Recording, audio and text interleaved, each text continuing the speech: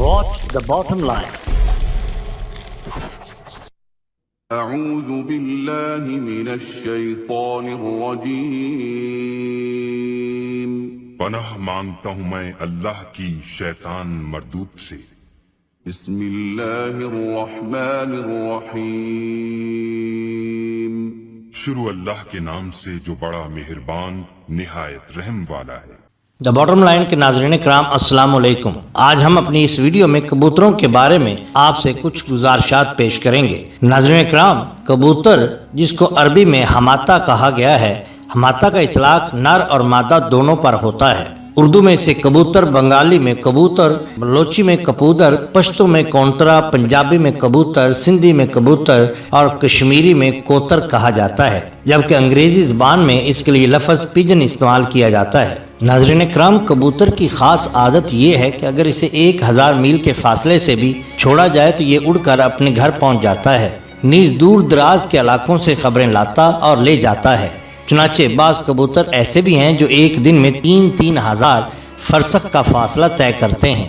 فرسخ عربی پیمانہ ہے جس کا مطلب ہے تقریباً 1.5 کلومیٹر، اور یہ بھی مشاہدہ میں آیا ہے کہ اگر کبھی کسی کا پالتو کبوتر کہیں اور جگہ کسی وجہ سے پکڑا جائے اور 3 سال یا اس سے زائد اپنے گھر سے غائب رہے تو پھر بھی وہ کبوتر اپنے گھر کو نہیں بھولتا اور اپنی قوت حافظہ اور عقل اور کشش وطن پر برابر قائم رہتا ہے، یہاں تک کہ جب اسے موقع ملتا ہے تو اڑ کر واپس اپنے وطن یعنی اپنے گھر آ جاتا ہے۔ ناظرین کرام، حضرت علی کرم اللہ وجہ الکریم سے روایت ہے کہ انہوں نے نبی کریم صلی اللہ علیہ وآلہ وسلم سے عرض کی کہ یا رسول اللہ صلی اللہ علیہ وآلہ وسلم، مجھے وحشت سی بعض اوقات ہو جاتی ہے۔ پس آپ صلی اللہ علیہ وآلہ وسلم نے فرمایا کہ کبوتر کا جوڑا پال لو، کیونکہ ان سے انس بھی ہوگا، ان کے بچے بھی ہوں گے اور یہ اپنی آواز سے تجھے نماز کے لیے بیدار کریں گے۔ یا ایک مرغا پال لو، کیونکہ اس سے بھی دل بہلے گا اور مرغ اپنی آواز سے آپ کو نماز کے لیے بیدار کرے گا۔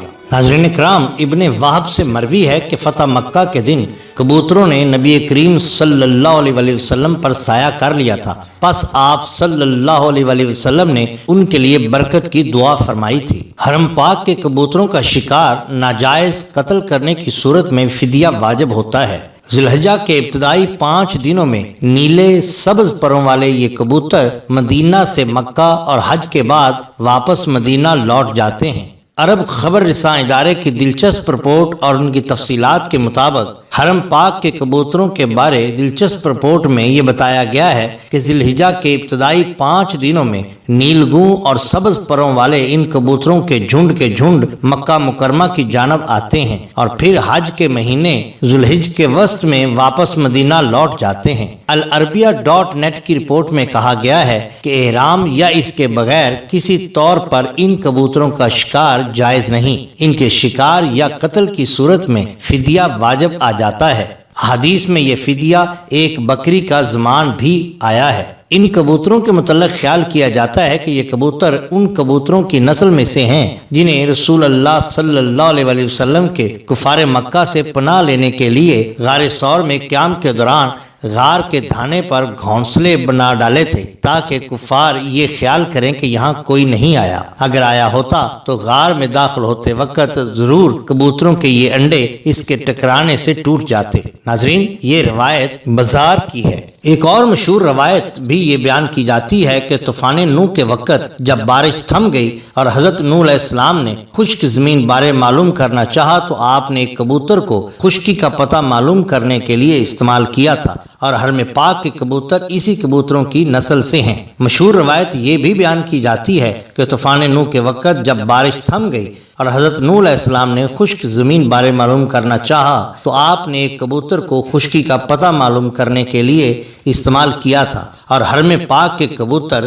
انہی کبوتروں کی نسل میں سے ہیں۔ لیکن مقامی لوگوں کا یہ ماننا ہے کہ یہ کبوتر ذی الحج کے مہینے میں مدینہ منورہ سے مکہ مکرمہ کی طرف آتے ہیں اور حج کے دوران طواف کعبہ کرتے ہیں اور اس کے بعد واپس مدینہ لوٹ جاتے ہیں تاکہ وہاں پر در رسول صلی اللہ علیہ وآلہ وسلم پر حاضر رہیں اور درود و سلام کی بارش برساتے رہیں اور اپنی خدمت سر انجام دیتے رہیں۔ ناظرین اکرام، اگر آپ کو ہماری یہ ویڈیو پسند آئی ہو تو لائک کیجیے اور سبسکرائب کیجیے ہمارے چینل دا باٹم لائن کو، تاکہ ہم آپ کے لیے اور بھی بہترین ویڈیوز لا سکیں۔ اپنے دوستوں کا، گرد و نواح کے لوگوں کا بہت خیال رکھیے۔ اللہ اور اللہ کے رسول صلی اللہ علیہ وآلہ وسلم سے بہت بہت محبت کیجیے۔ آپ کا بہت شکریہ۔ اللہ حافظ۔